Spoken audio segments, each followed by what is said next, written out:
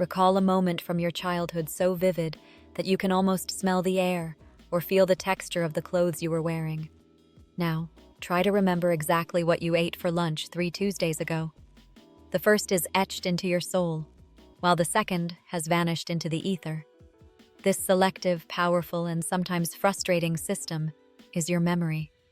It is the invisible thread that stitches your past to your present, defining exactly who you are. In our previous journeys, we explored how King Arthur's legend survived through the collective memory of a nation, and how specific vitamins act as the fuel for your cognitive engine. But today, we are going inside the hardware itself. We are going to explore the high-speed architecture of the human brain to understand how memories are born, why they die, and most importantly, how you can forge a mind that forgets nothing of importance.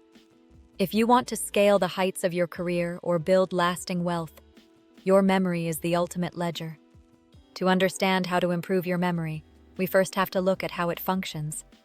Think of your brain not as a static hard drive, but as a dynamic living library that is constantly being rearranged. Scientists generally divide memory into 3 distinct stages: encoding, storage, and retrieval. Encoding is the first step. It is the process of taking in information from the outside world and turning it into a chemical and electrical language the brain understands. This happens primarily in a small, seahorse-shaped structure called the hippocampus.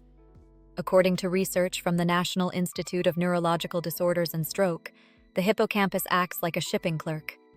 It decides which incoming packages are worth keeping and which should be thrown in the trash.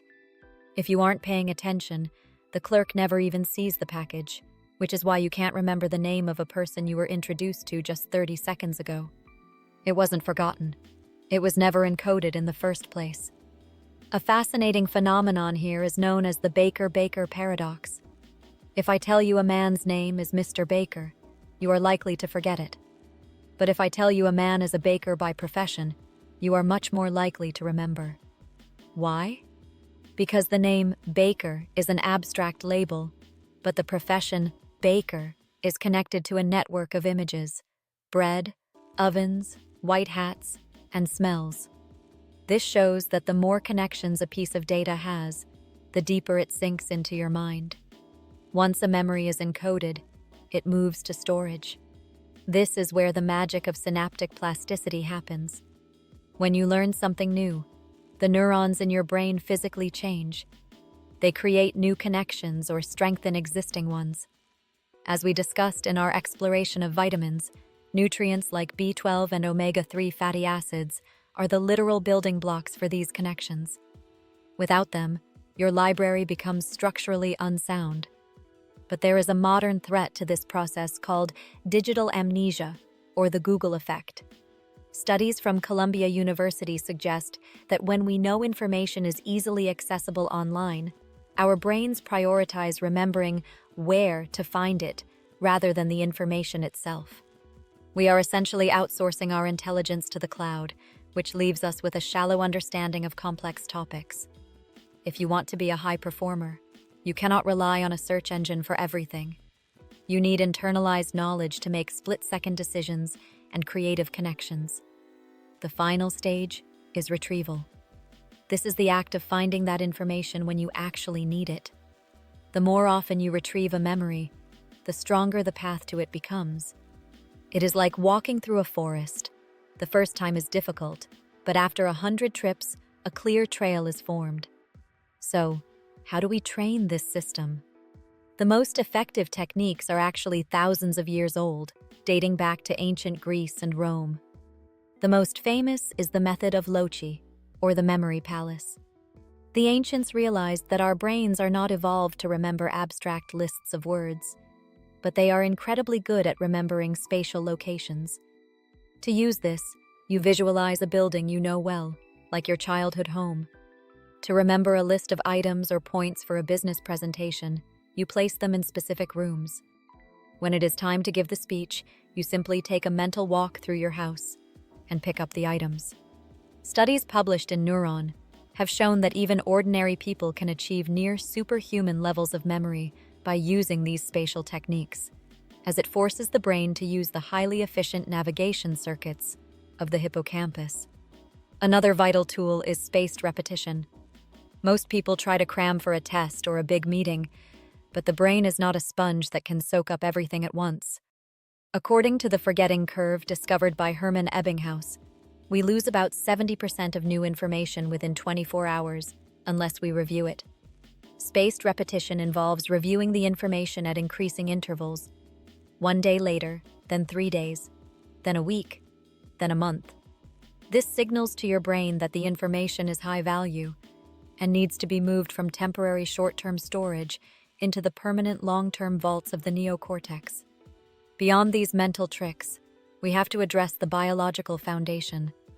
In our last talk, we mentioned how vitamin D and B-complex vitamins support brain health. But the greatest memory drug in the world is actually free. It is sleep. Data from Harvard Medical School indicates that sleep is the time when memory consolidation occurs.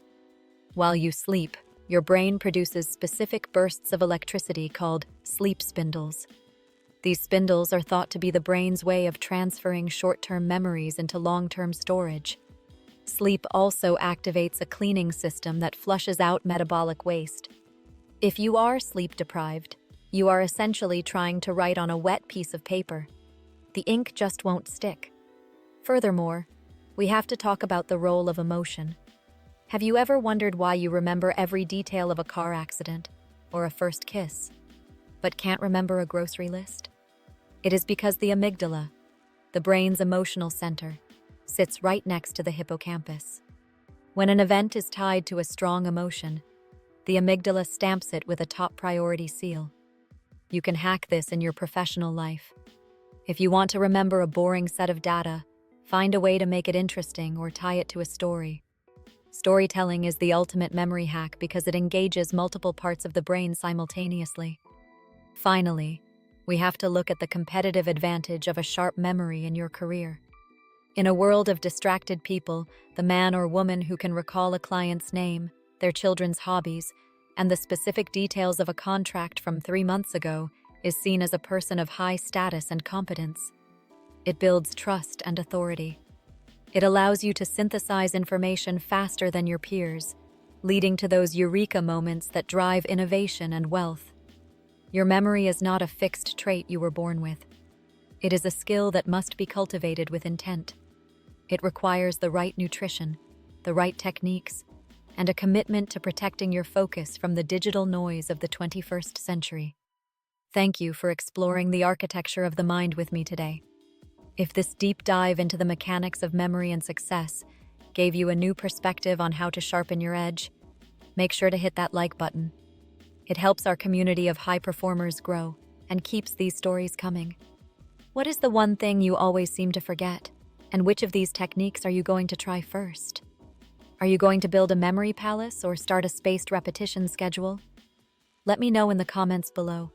I love seeing how these strategies work in the real world. If you want to keep upgrading your mental and physical hardware to reach your full potential, subscribe and hit the bell icon so you never miss an upload. To keep your momentum going right now, click on the video on your screen to learn more about optimizing your brain for peak performance. Until next time, stay focused, keep learning, and move forward.